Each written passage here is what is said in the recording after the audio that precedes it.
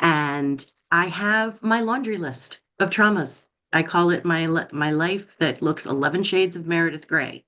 Every corner you turn, there's someone else's arm falling off and a plane falling out of the sky, and the hits keep coming. And the purpose to my book was really to let people know you're not alone.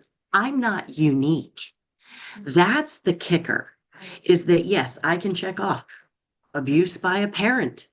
We don't talk about those things because the general public is not able to bring those to the forefront because it's just so unimaginable, right? So those who are survivors, feel very reserved about sharing any of it because what could be so wrong with me that this happened? And we live with that and we sit with it and it bubbles and what I call for Gen X, we do like the emotional spanks and we stuff everything down and we think it looks gorgeous, but the boob fat hangs out, the back fat, and your leg is numb because it's cutting off the circulation. But we think we look great.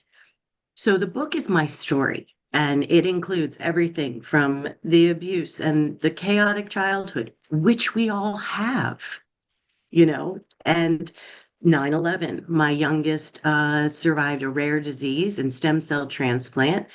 The complications from the disease left him completely blind in his left eye, partially blind in his right. And he now has type 1 diabetes that's directly correlated to the stem cell transplant. So when we say the hits just keep coming, and if we don't have our bearing on the ground of,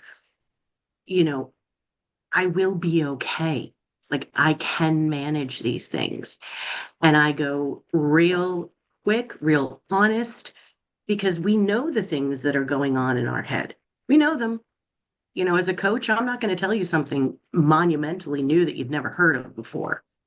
I'm just the one that's talking about it. I'm opening the conversations. I'm allowing people to feel safe to be like, oh my gosh, she's not going to judge me because hell, she's done it all, and you pick yourself back up.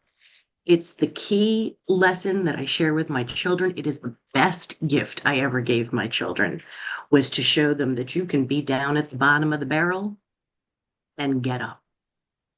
And it's possible, and it is a much more freeing, engaging, peaceful life when you own your crap. You got to put it out on the table. I know what I've done, and I've done some ugly stuff. And I owned it to my children. I owned it to myself. And so really opening that door for these conversations is my ultimate goal of the book. It was very cathartic for me, and I loved it. And I loved doing everything about it. But my mission, my purpose is to get people to start talking. It's all really we need to do.